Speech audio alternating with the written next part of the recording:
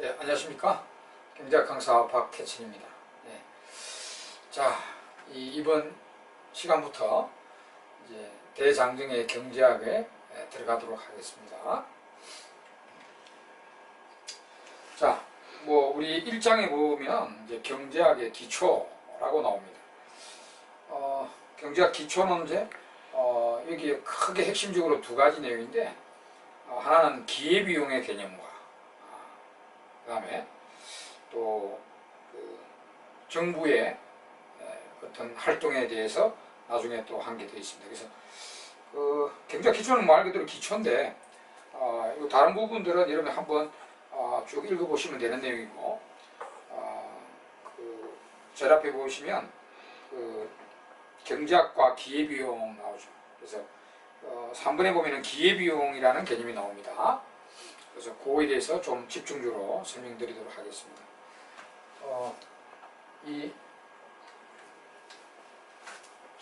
기회비용은 그냥 번역하면은 이제 포기한 것의 가치죠. 포기한 것의 가치. 이렇게 이제 번역이 되는데, opportunity cost라 가지고, 이제 포기하는 게 왜 생깁니까? 희소성 때문에 생기죠. 그래서 그 경제학 문제의 발생 진원지가 희소성인데, 그죠? 그 희소성 때문에 기회비용이 생깁니다. 또 이때도 우리가 희소성이라는 게 상대적 희소성이지 절대적 희소성이 아닙니다. 그죠? 물이 희소하지 않다 해서 모든 사람에게 희소하지 않는 건 아니겠죠. 우리가 희소하지 않는 것을 자유재라 그러고, 희소한 재화가 경제 문제를 일으키니까 경제재라고 하는데요. 경제의 대상은 전부 경제재입니다. 근데 그 희소성이 절대적 희소성이 아닙니다. 예를 들어서 물이 희소재가 아니고 이제 자유재인 사람도 있지만, 물을 이렇게 구하려고 노력하는데도 물을 못 구하고 목이 말라서 지금 안타까운 사람한테는 물이 경제재가 됩니다. 그래서 상대적 희소성입니다. 이거 이제 체크하시고요. 인간의 욕망에 비해서 희소하면 무조건 희소재입니다. 경제재입니다. 그래서 그 희소성 때문에 이제 포기하는 게 생기게 되고, 그 포기한 것의 가치가 기회비용입니다.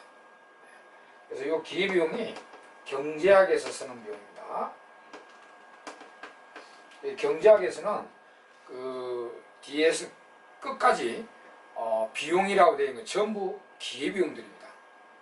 특별히 이야기를 안 해도 전부 기회비용이라는 거죠. 경제학에서 왜 이 비용을 쓰느냐면은, 계산하기 힘든 것도 있고 하지만, 왜 이 기회비용을 쓰냐면은, 이 기회비용이 그 행위의 가장 진정한 가치를 반영하기 때문에, 경제학은 계산이 되든 안 되든 어렵든 쉽든 이 기회비용 개념을 씁니다. 그리고 기회비용은 반드시 양입니다. 자, 왜 양이냐면은, 비용이라면, 우리가 비용이라면은 양이다, 비용이 양이다, 이거는 이제 안 좋은 거고, 비용이 음이라는 거는 수익과 같은 내용이다. 비용이 음이라는 건 좋은 거죠. 그래서 비용이 양이, 기회비용은 반드시 양입니다. 왜냐면은 이거 안 좋은 거죠. 내가 포기하기 싫었는데 시간의 제약상, 소득의 제약상 때문에 포기를 해야 되기 때문에 안 좋은 거죠. 그래서 기회비용이라면 돌아왔습니다. 만약에 비용이 마이너스라면 이거는 오히려 수익과 같은 개념인데, 이거 좋은 게 아니거든, 기회비용은. 그래서 마이너스는 절대로 없습니다. 그리고 반드시 양이고, 근데 어떤 경우에 이제 포기한 게 없다면은 0이겠죠. 포기한 게 없다면은 이제 0이 될 수도 있습니다.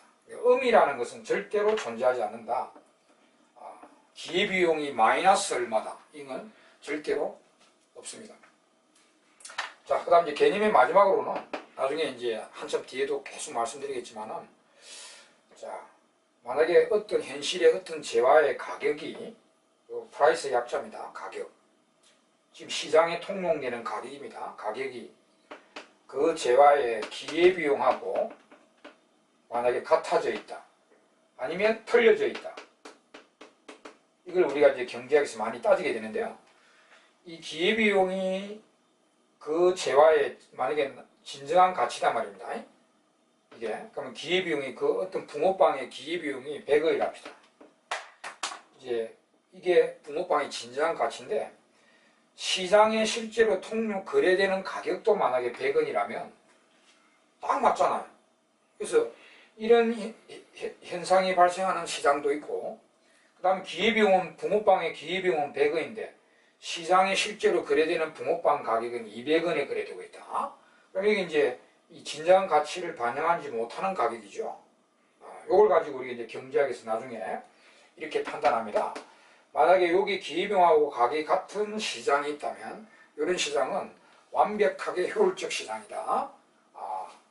이렇게 판단하고, 여기 진정한 가치를 반영하지 못하는 가격으로 거래되는 시장이 있다면 이는 비효율적 시장이다. 이렇게 판단하게 됩니다. 나중에 계속 나옵니다. 우리가. 그러니까 이게 효율적이다. 이는 비효율적이다. 이 시장은 비효율적이다. 이렇게 우리가 판단하는 기준이 되는 것입니다. 그리고 이제 결과적으로 말씀드리면 이 경제학 뒤에 보면 이제 시장들이 보면 완전 경쟁 시장이 있고 불완전 경쟁 시장이 있는데, 물론 이제 완전 경쟁 시장은 이론적인 시장입니다. 실제는 현실에는 불완전 경쟁 시장만 존재하죠. 그 독점이나 과점이나 뭐 이런 시장들만 존재하는데, 그 이론적인 시장인 완전 경쟁 시장, 이것도 나중에 설명드립니다. 지금 이제 완전 경쟁 시장이라는 이론적 시장이 있는데요. 이 시장에서는 이게 달성돼서 이 시장은 어떤 효율면에서 최상의 시장으로 기준 잡히게 되고, 현실의 시장은 불완전 경쟁 시장인데 이 불완전 경쟁 시장에는 전부 이게 일치가 안 됩니다. 일치가 안 돼서 전부 다 비효율적이다. 이렇게 이제 판단하게 되는 그런 개념이 나오게 되죠. 나중에도 또 나옵니다. 자, 여기까지가 기회비용에 대한 일반적 개념이 되는데, 이제 문제는요, 이런 거는 쉽죠, 여러분. 쉽은데, 그 문제는 이제, 일반 사례 계산 문제가 나올 때입니다. 우리 책처럼, 그 캐시오 문제도 있고요. 뒤에 예제 문제도 있습니다. 자, 우리 책에 예제로 되어 있는 것은 계산 문제로 나올 수 있는 예제들입니다. 계산 문제를 제일 우선시, 제가 앞에 오리엔테이션 해드릴 때, 경제학은 계산 문제가 제일 중요하다. 그래서 예제들을 잘 살피세요. 그리고 훈련하셔야 되는데, 이 캐시어 문제도 지금 기회비용 일반 사례 계산 문제가 나와 있습니다. 이런 식으로 만약에 나오면 상당히 까다롭습니다. 일반 사례 계산 문제가 나와가지고 이런 경우에 기회비용을 추산하시오 이렇게 이제 나온다면 굉장히 까다로운데, 그걸 이제 철저히 한번 해보도록 합시다. 자, 기회비용 일반 이제 사례 문제입니다. 이렇게 그 책처럼 캐시어 문제처럼 이길동군처럼 그렇게 예를 들어서 그 뒷페이지에 또 그 예제도 많은 예제들이 나와 있죠. 그런 식으로 이제 출제가 됐다. 자, 일반 사례 계산 문제. 기회비용 일반 사례를 주고 데이터 정보 다 주겠죠. 그래서 계산 문제가 나올 때 어떻게 들어가야 될까? 어떻게 접근해야 될까? 예를 들어서 이제 이 사람이 A 행위를 하고 싶었고 B 행위도 하고 싶었고 C 행위도 하고 싶었는데 시간 제약상 혹은 소득의 제약상 C와 B는 못하고 A 행위만 한다. A 행위만 하려고 한다. A 행위의 기회비용을 추산해라. 이렇게 이제 모든 자료는 주겠죠. 주실 때 이렇게 이제 물어본단 말입니다. 자, 여기를 그냥 생각하시면 굉장히 복잡합니다. 그래서 공식적으로 접근하십시오. 공식적으로. 공식이 있단 말입니다. 우리 책에도 공식적으로 나타나 있는데 두 가지 비용으로 구성될 수가 있습니다. 자, 공식입니다. 그냥 우리 수학 공식 있듯이 이렇게 일반 사례 계산 문제가 나오면 요 행위의 기회비용을 추산하시오 이런 문제가 나왔다. 공식이 있다. 두 가지 비용으로 구성될 수가 있습니다. 두 가지 비용으로 구성될 수가 있다. 반드시 구성되는 건 아닌데 이렇게 구성될 수가 있다라고 이제 공식적으로 생각하십시오. 하나는 회계학적 비용입니다. 회계학적 비용은 이거 하는데 실제로 들어간 비용입니다. 그래서 수강하면 수강료, 영화 보면 영화 관람료, 옷 사면 옷값 이런 거죠. 회계학 비용은 명시적 비용이라 하기도 하고 실질적 비용이라 하는데, 이 회계학 비용과 또 하나는 이제 기속 비용, 기속적이다, 기속 비용 혹은 암묵적 비용이라 합니다. 이런 비용으로 두 가지 비용으로 구성될 수가 있습니다. 요거 하는데 실제로 들어간 비용이고요. 요거부터 먼저 말씀드릴게요. 요거 행위하는데 실제로 들어간 비용입니다. 밥 사 먹으면 밥값, 밥 사 먹으려면 밥값, 영화 보려면 영화 관람료, 뭐 이런 거죠. 학원 수강하려면 수강료. 이건데, 여기 없는 경우도 있겠죠. 우리가 뭐, 반드시 무슨 행위를 한다고 회계학 비용이 들어가는 거 아니에요. 예를 들어서 집에서 논다. 집에서 노는 것도 왜 여가 즐긴다는 것도 경제행위입니다. 그래서 집에서 그냥 논다. 낮잠 잔다. 다 경제행위인데, 그러면 실제로 들어간 비용이 없잖아요. 그죠? 없는 행위도 있습니다. 그럼 없다면은, 만약에 여기에 이제 요 행위 하는데 실제로 들어간 비용이 없다면, 없는데 뭐 추산할 필요 있겠습니까? 그러면, 회계학 비용에 추산할 필요가 없습니다. 없는 경우는. 그럼 있는 경우는 어때요? 자, 있다면. 자, 영화 본다. 영화 보는데 영화 관람료가 들어간다. 영화 관람료가 10,000원이다. 이런 식으로 이제 나왔다. 그럼 있죠? 있다면, 이게 요 기회비용에 포함이 돼야 될까 말이야. 이 회계학 비용인데, 이게 기회비용에 포함이 될까 말하기에는 무조건 기회비용에 들어가는 게 아니고요. 요 있는 경우에는 또 한 번 더 생각해 보게 됩니다. 이 문제상에서 요 사람이 만약에 이 사람 A 행위를 안 한다고 가정했을 때, A 행위를 영화를 안 본다고 가정했을 때, 그 영화 관람료를 반환받을 수 있는 영화 관람료냐, 반환이 되지 않느냐, 이걸 또 구분해야 됩니다. 예를 들어서 우리가 영화 관람을 보려고 한다 이러면은 그 영화 관람료가 반환이 되잖아요. 그죠? 근데 티켓을 끊고 영화 보러 갔는데 한 30분 봤어요. 영화가 재미없다. 그럼 영화를 안 본다 하면은 그 영화 관람료를 반환받을 수 없죠. 그죠? 그런 경우가 있다. 그래서 여기 반환받을 수 있는 경우에만 기회비용에 추산이 됩니다. 네, 추산이 되고, 반환이 되지 않으면 기회비용에 출산을 해서는 안 됩니다. 이때 요거 용어도 알아두세요. 내가 요 행위한다고 실제로 들어간 비용이 들어갔는데, 현재 내가 이 행위를 안 한다고 했을 때 이 비용을 돌려받을 수 없다면은 이걸 우리가 매몰 비용이라고 합니다. 매몰 비용. 썬크 코스트래, 물에 가라앉아 버렸다 해가지고 매몰 비용이라 하거든요. 책에도 나와 있죠. 매몰 비용. 매몰 비용이 되면은 절대로 기회비용이 돼서는 안 됩니다. 절대로 기회비용이 추산해서는 안 됩니다. 반환이 될 때만 추산해야 됩니다. 왜냐면은 내가 영화 보는데 10,000원의 입장료를 끊고 들어간단 말이죠. 근데 이게 왜 이 반환이 될 때는 이게 왜 기회비용이 들어가냐면, 만약에 영화를 안 볼 때도 10,000원을 뭐 할 수 있습니까? 10,000원을 책 살 수 있죠. 그죠? 또 뭐 술을 사 먹을 수도 있고. 그렇지. 그렇게 할 수 있으니까 그 책을 살 수 있는 돈인데 10,000원을 그 책을 포기하고 지금 영화를 보는데 지출한다는 거죠. 그래서 이게 반환이 되는 경우는 이제 책을 살 수 있기 때문에, 영화를 안 본다면은 책을 살 수 있는데 그 책을 포기하고 영화를 보기 때문에 이 10,000원이 기회비용이 된다는 거죠. 근데 지출했는데 영화 보러 갔는데 30분 보는 게 재미없다. 영화 안 볼란다. 10,000원이 돌려받을 수 없죠. 그럼 돌려받으면 그 10,000원을 책을 못 사잖아, 그거는. 그죠? 그럴 때는 매몰 비용이니까 절대로 추산이 돼서는 안 됩니다. 자, 다시 한번 이거 공식적으로 생각하십시오. 이게 이 사고가 또 앞으로 기회비용은 여기 경제학이 여기서만 끝나는 게 아니고요. 앞으로 계속 나옵니다. 그러니까 지금부터 잘 해두시기 바랍니다. 자, 요거 A 행위하는데 실제로 들어간 비용이 없다면, 그럼 없는데 뭐 추산할 필요가 있습니까? 그 다음에 있다. 요 영화 보는데 영화 관람료가 있다. 영화 관람료가 있다. 자, 있는데 있으면 무조건 기회병이 추산되는 게 아니라 요 문제상에서 생각을 해봐야 돼요. 이 사람이 영화를 보지 않는다고 가정했을 때는 영화 관람료를 돌려받아 가지고 그 돈을 다른 데 쓸 수 있는가? 쓸 수 있으면 기회병이 되는 것입니다. 근데 지출했는데 내가 영화를 안 본다, 이 사람이 영화를 안 본다 했을 때 반환받을 수 없는 돈이라면 그 매몰비용이 되어버려요. 매몰비용이면 절대로 기회병이 추산해서는 안 됩니다.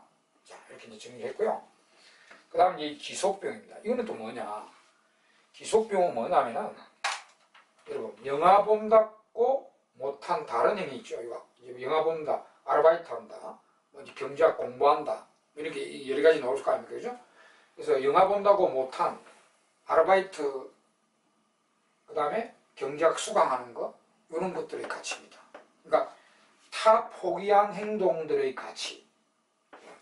여기 이제 B나 A 행위 한다고 못한 다른 행위, B나 C의 가치가 포기되니까 이게 기속병입니다. 기속병. 그래서 딱 구분되죠. 핵약병은 요거 하는데 실제로 들어간 병이고, 그는 따로 있고, 그 다음에 요거 한다고 못한 다른 행위들이 있잖아요. 그죠? 요것들이 포기된 게 요것들의 가치가 기속병이 되는 것입니다. 그래서 자, 그러면 기속병도 저는 이렇게 B행위, C행위 이렇게 언급을 했지만 문제가 나올 때 실제 단순하게 한다고 언급을 안 하고 나올 때가 있어요. 그냥 영화 보는 것의 기회병을 추산해라. 뭘 포기했는지 말을 안 하고 있어요. 그러면 없다면은 우리 문제를 보고 하는 거예요. 없다면은 추산할 필요가 없는 거죠. 없으니까 이거 한다고 다른 거 포기한 행동이 뭔지 모르잖아요. 그러니까 언급이 없으면 이제 할 필요 없고요. 자, 만약에 이제 있다면 이렇게 영화 보려고 했다, 아르바이트 하려고 했다, 경제학 공부도 하려고 했다. 근데 다 못하니까 영화만 본다. 있다면 자, 이거는 추산해야 됩니까? 말아야 됩니까? 무조건 추산해야 됩니다. 이거는 있다면, 이런 식으로 있다면 무조건 추산해야 됩니다. 무조건 추산. 무조건 추산해야 됩니다. 왜? 이 회계학 비용처럼 반환이 되냐 안 되냐 이거 따질 필요 없습니다. 이 매몰 비용이라고 해서 회계학 비용에만 적용됩니다. 기속 비용에는 매몰 비용이라는 개념이 없습니다. 그래서 이렇게 언급이 되어 있다면 무조건 추산해야 됩니다. 계산이 쉽든 어렵든 간에 계산이 안 되면 말로만 하든지 그렇게 반드시 언급해야 되는데, 이제 추산해야 되고, 이것도요. 자, 무조건 추산해야 되는데, 만약에 이 사람이 A 행위를 안 한다고 가정합니다. 이 사람이 지금 영화를 안 본다고 가정했을 때는 B와 C를 다 할 수 있는 경우가 있겠고요. 또 어느 하나를 해야 되는 케이스가 있겠죠. 만약에 A를 안 한다고 가정했을 때 이 사람이 B와 C를 다 할 수 있는 경우도 있고, 아니면 B 혹은 C 어느 하나를 해야 되는 케이스도 있겠죠. 그죠? 그런 거 이제 따져야 됩니다. 만약에 A를 안 한다고 했을 때 B나 C를 다 할 수 있다면 이는 B 가치와 C 가치를 합을 해야 됩니다. 두 가치의 합을 기속비용에 추산해야 되고요. 어느 두 개 중에 어느 하나를 해야 되는 거예요. 이건 우리가 금방 하나죠. 영화 본다, 아르바이트 한다, 경제학 공부한다. 그러면 영화 안 보면 아르바이트도 하면서 경제학 공부할 수 없잖아요. 어느 하나를 해야 되죠. 그때는 둘 중에 큰 가치가 B 가치와 C 가치 중에 둘 중에 큰 가치가 기속비용이 됩니다. 자, 이것도 정리하겠습니다. 요거 언급이 안 돼 있다면 추산할 필요 없다. 언급이 돼 있다면 무조건 추산한다. 추산하고 A 행위를 안 한다고 했을 때 B, C를 다 할 수 있는 건 두 가치의 합을 들어가고 어느 하나를 해야 되는데 이 두 가치 중에 큰 가치가 기속비용이 됩니다. 이렇게 공식적으로 제가 이제 설명을 드리고 이제 설명을 드리니까 이걸 이제 우리가 구체적 사례로 이제 또 직접 해보도록 하겠습니다. 우리 교재에 있는 퀘션 문제로 가지고 직접 우리가 일반 사례 계산 훈련을 해보도록 하겠습니다. 책에 보면은 자, 일동구는 고등학교를 졸업하고 1시간당 2만원의 보수를 받는 취업 기회를 포기하고 대학에 입학하여 시간당 등록금 10,000원을 내고 대학 강의를 수강하고 있다. 이길동군은 1시간에 수업을 빠지고 극장에 가서 5,000원의 관람료를 내고 영화를 보려고 한다. 수업 땡땡이 치고요. 그죠? 자, 이길동군이 영화를 관람한 것이 기회비용은 얼마인가? 이렇게 됐어요. 자, 또 뒤에 단서 보니까 이때 수업을 빠짐으로 해서 미래에 초래되는 손실의 현재 가치는 50,000원이고, 그리고 이길동군이 영화도 보지 않고 수업도 듣지 않는다면 낮잠을 잘 것이고, 낮잠의 가치를 3,000원 주면 낮잠을 자지 않을 것이다. 이 사람은 이제 주관적으로 낮잠의 가치를 3,000원을 매기고 있습니다. 자, 이런 식으로 자 그대로 갑니다.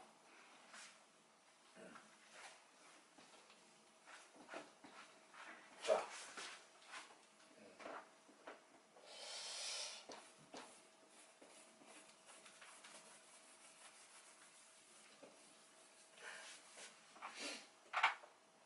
영화를 보려고 한다.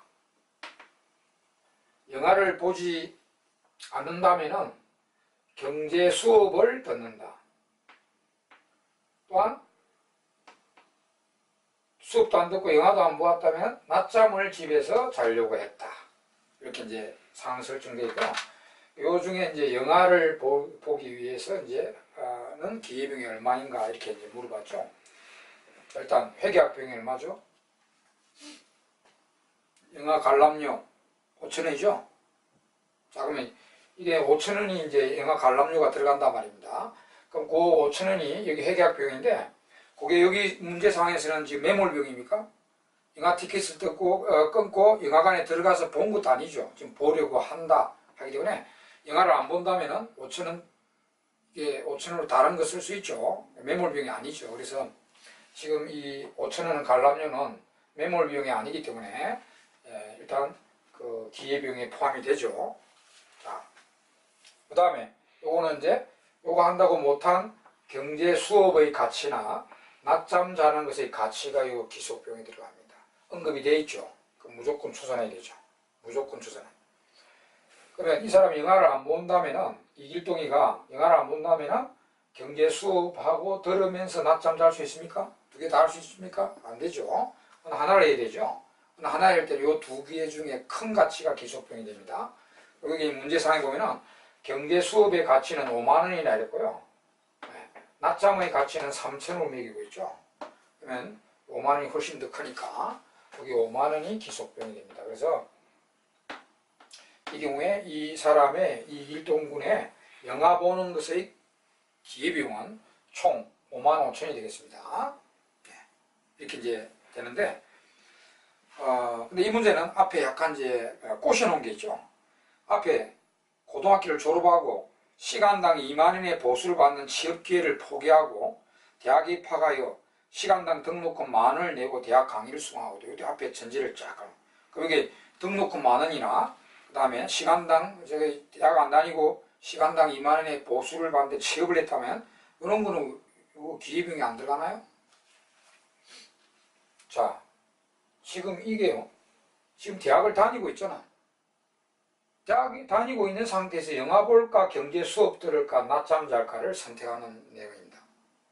그래서 그러면 여기 여러분들이 대학 다니고 있는 상태에서 만약에 수업 땡땡 치고 영화 보러 갔을 때 수업 안 들었으니까 등록금 돌려줍니까? 10,000원 돌려줄게, 수업 안 들었으니까. 이런 경험 많죠. 그러니까 안 돌려줍니다. 그래서 이런 경우에는 지금 수업 안 들었다고 해서 뭐 등록금 돌려주는 건 없습니다. 그래서 그 매몰비용이라고 해서 그 추산할 필요 없고, 그 다음에 취업을 하면은 20,000원을 벌 수도 있는데 그거는 왜 이게 안 들어가지? 지금 이 문제는 대학을 다니고 있는 상태에서 이 세 가지를 선택하는 내용입니다. 이거 취업이 들어갈 이유가 없습니다. 만약에 이 문제가 아니고 이 사람이 대학을 다닐까 취업을 할까, 이런 선택 문제라고 합시다. 대학을 다닐까 아니면 취업을 할까, 이런 선택 문제라면 이 이길동군이 그럼 대학을 다니는 것의 기회비용을 추산해봐라. 이거는 이제 대학을 다니는 것의 기회비용은 이제 회계학 비용과 기속 비용 이렇게 들어가야 되죠. 그럼 이제 대학을 다니는 것은 이제 회계학 비용은 등록금이죠. 등록금이니까 등록금은 이제 10,000원을 넣고, 그 다음에 이제 기속비용에는 이제 대학 안 다니고 취업을 하면 벌 수 있는 소득, 시간당으로 다 물어보니까, 요거 취업의 1시간 취업을 해서 버리면 20,000원을 벌 수 있다. 그래서 20,000원이 또 포기됩니다. 그래서 만약에 대학을 다니는 것에 기회비용을 물어봤다면 30,000원이 기회비용입니다. 30,000원이.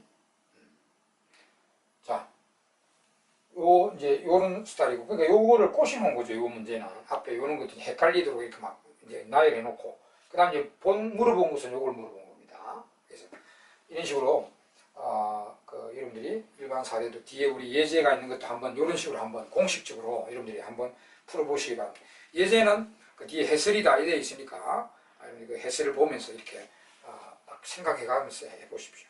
이게 상당히 까다롭습니다. 상당히 까다로워요.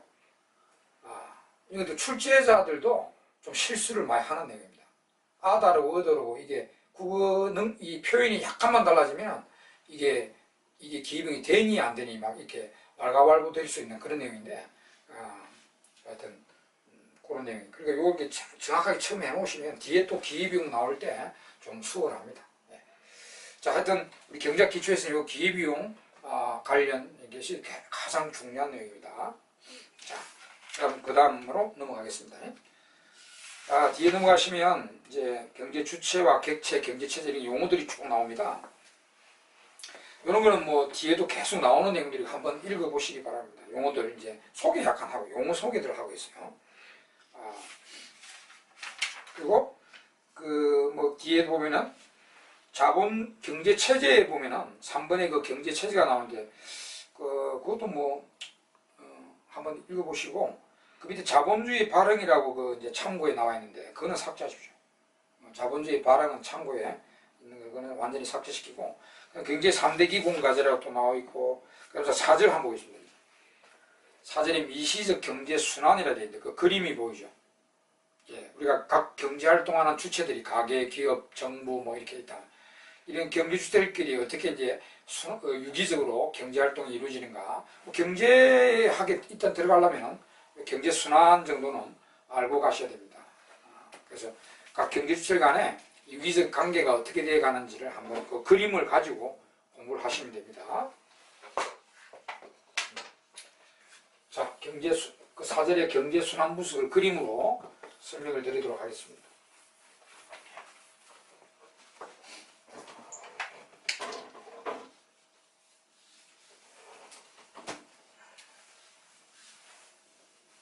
자, 그 그림 보시면 각 경제 주체들이 이렇게 나와 있어요. 일단 우리 가계와, 가계라는 이 경제 주체인데요. 가계와 기업만 먼저 한번 보겠습니다. 우리 보통 이제 생산 주체인 기업, 소비 주체인 가계 이렇게 이제 부르는데 경제 주체들입니다. 우리 가계와 기업은 둘이서 어디서 만나죠? 두 배후 시장에서, 두 시장에서 만납니다. 일단 우리 책에 보면 이제 생산물 시장에서 만난다. 이 기업이 우리 붕어빵 기업이라고 합시다. 붕어빵 시장에서 만나죠. 붕어빵 생산물 시장에서는 기업이 이제 공급자로 해서 만나고요. 가게가 수요자로 해서 만나요. 우리 가게가 이제 빵 소비자니까 수요자로 해서 이렇게 생산물 시장에서 만납니다. 근데 이 가게와 기업은 생산물 시장에서 이렇게 만나기 전에 그 배후 시장인 생산 요소 시장에서 만납니다. 이렇게. 자, 왜 요소 시장에서 만나냐면, 자, 우리 기업 활동부터 먼저 생각해 봅시다. 이게 제빵 기업인데 빵을 만들려면 뭘 사들여야 됩니까? 자, 이 제빵 기업이라 합시다. 빵을 만들어 이거 팔려면은 밀가루 사야 되겠죠. 밀가루 우리 원료의 총칭이라 해서 밀가루는 요 다른 기업한테 사옵니다. 제분 기업. 밀가루라고 하는 건 이제 원료로서 다른 제분 기업한테 사오죠. 밀가루만 가지고 뭐 빵이 만들어지는 게 아닙니다. 이 밀가루에다가 생산 요소가 결합되어야 됩니다. 생산 요소가. 생산 요소는 여기가 있죠. 노동, 자본, 토지, 그 다음에 경영, 기업 활동이라 되고, 요 네 개가 생산 요소인데, 이 생산 요소하고 이제 밀가루가 결합돼야 빵이 만들어진다는 거죠.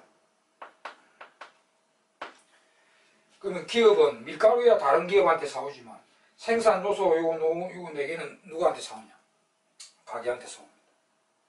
요소 시장에서 이 생산 요소를 수여한다 이거죠. 반대로 이제 가게들은 이제 생산 요소 4개를 기업한테 공급해 주죠. 가게 중에 이제 노동자는 노동 공급,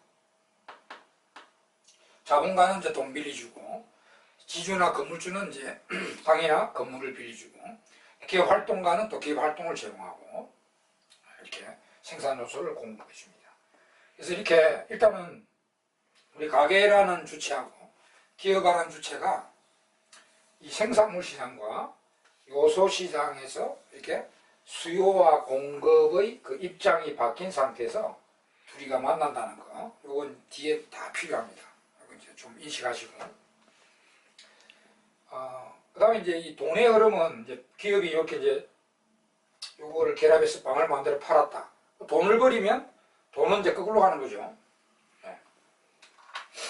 돈을 100원을 벌었다.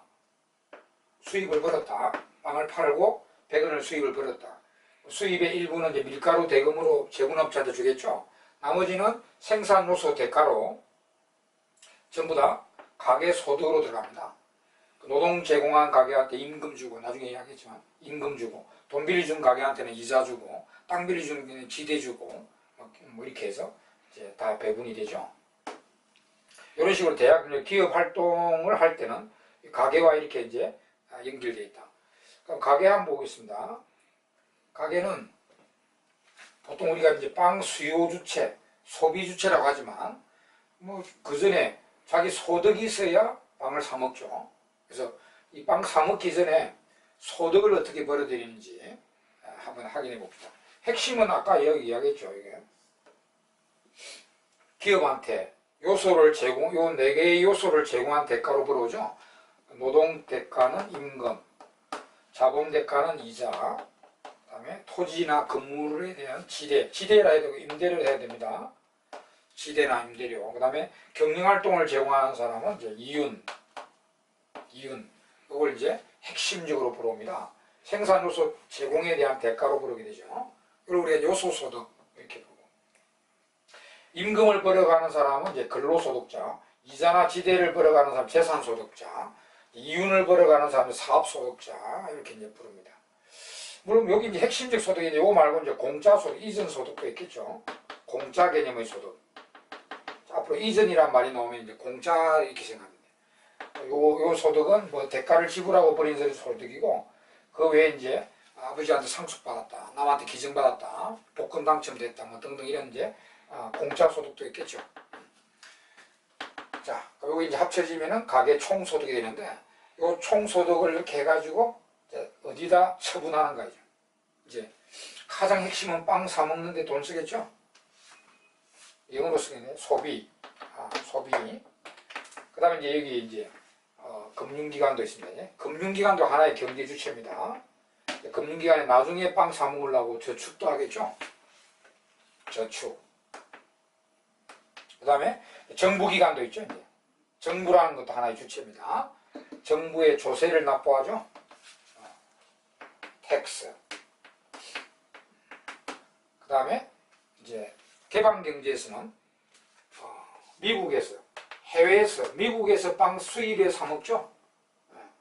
이게 이제 수입이랍니다. 우리 수입품을 사 먹는 것도 그냥 수입하면 이게 수입하고 이 절차를 하는 그런 무역상, 수입상이고, 우리가 시장에 가서 수입 제품을 사 먹는 걸 이제 수입한다, 수입 제품을 사 먹는다, 뭐 이렇게 생각하시면 됩니다. 그래서 또 수입으로 개방경제 외국 물건을 사 먹기 때문에 수입한다, 이렇게 이제 4개로 처분하게 됩니다. 가게는 이런 소득을 벌어들여서 이 4개로 처분하는 활동을 하게 되죠. 자, 이제 금융기관은 할 거 없습니다. 금융기관은 주로 이제 들어오면 저축이고 나오면 대출이겠죠.